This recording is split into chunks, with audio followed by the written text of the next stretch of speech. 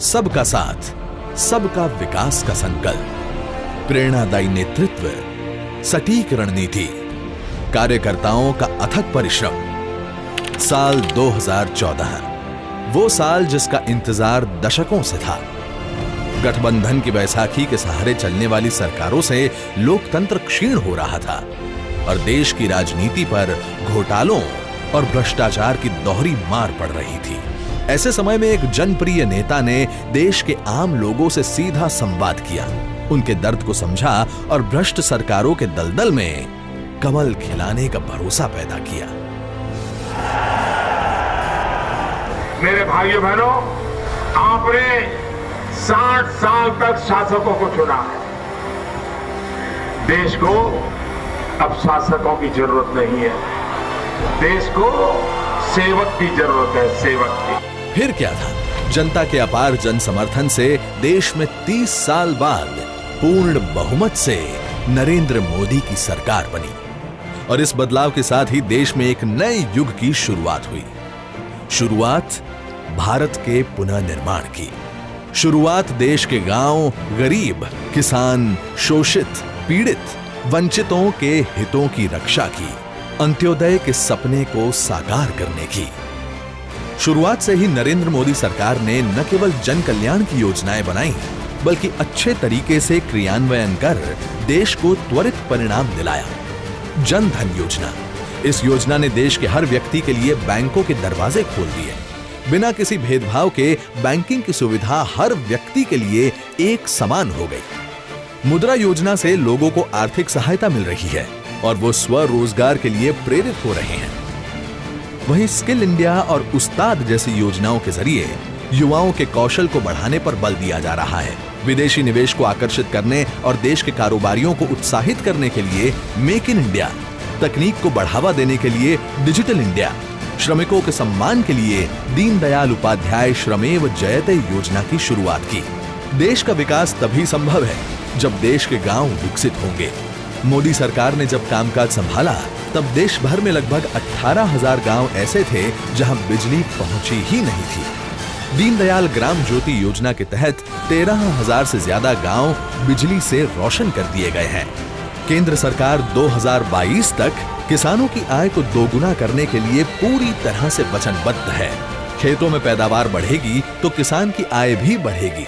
लिहाजा सरकार soil health card योजना के माध्यम से मिट्टी की जांच करा रही है और फसल उसी के अनुरूप लगाने की सलाह किसानों को मिल रही है।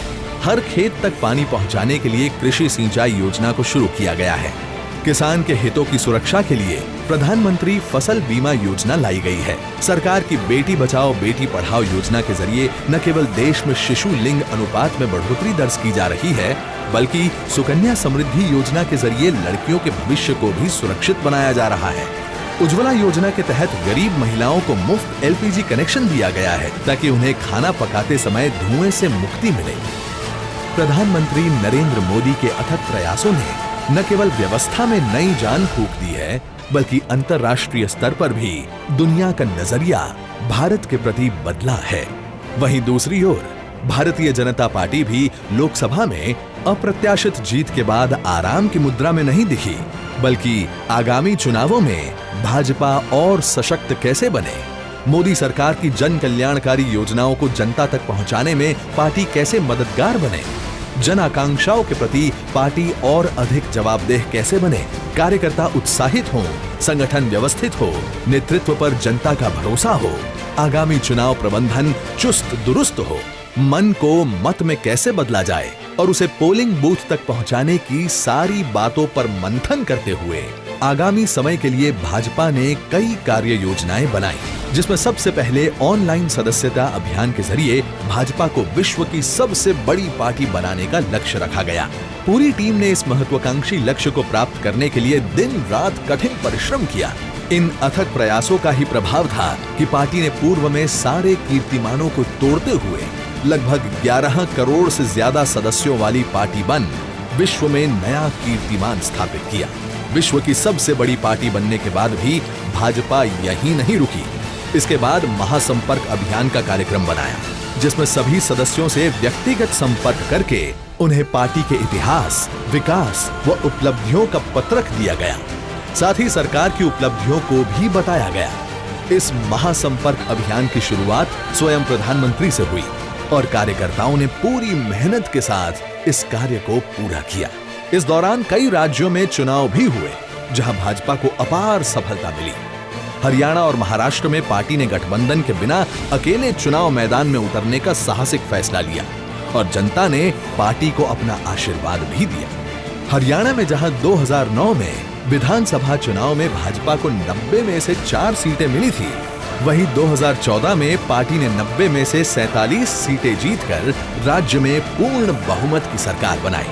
महाराष्ट्र में भी लंबे समय से चले आ रहे गठबंधन के टूटने पर भाजपा को अकेले चुनाव लड़ना पड़ा। फिर भी भाजपा ने सबसे अधिक सीटें जीती।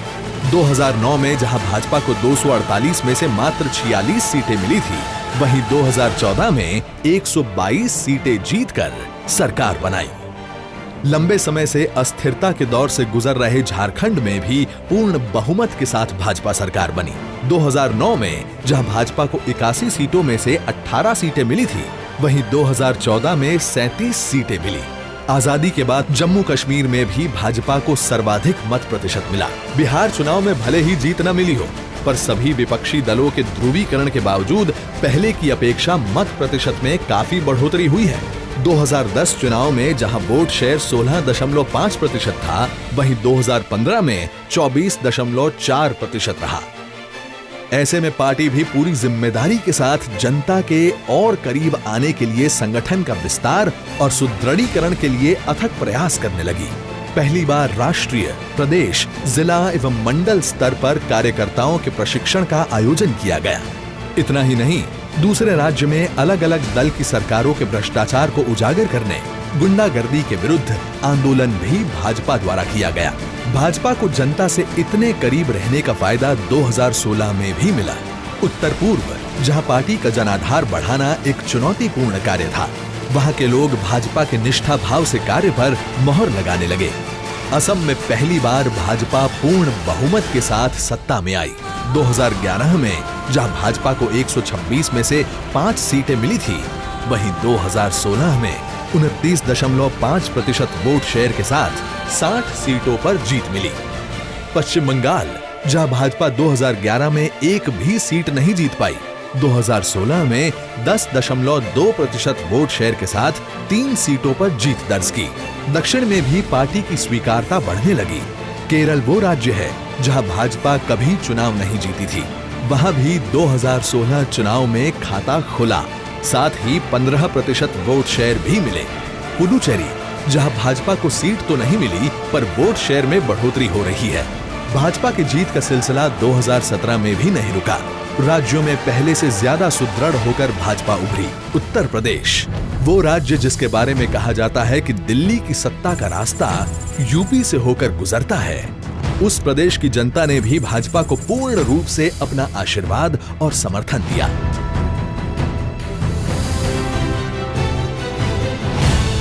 उत्तराखंड में भी भाजपा ने 2/3 से ज्यादा सीटों पर जीत दर्ज की।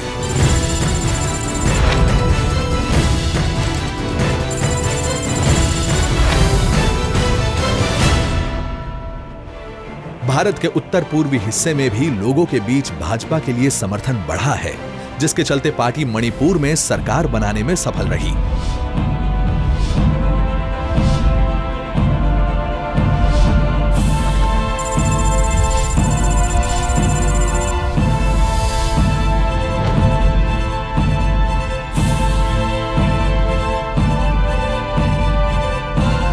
गोवा में लगातार तीसरी बार भाजपा सत्ता में आई।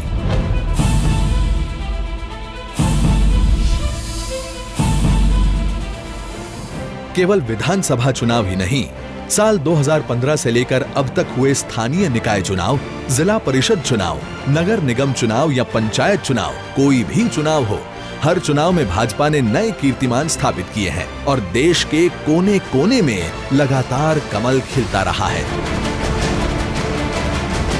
देश में अब निराशा का भाव नहीं है, बल्कि एक नई आशा के साथ देश की जनता भाजपा और मोदी सरकार के साथ कदम से कदम मिलाकर चलना चाहती है ताकि भारत का पुनः निर्माण हो सके। देश के 17 राज्यों में भाजपा की सरकारें जन सेवा में लगी है। भारत की लगभग 61% जनसंख्या भाजपा शासन से जुड़ी है।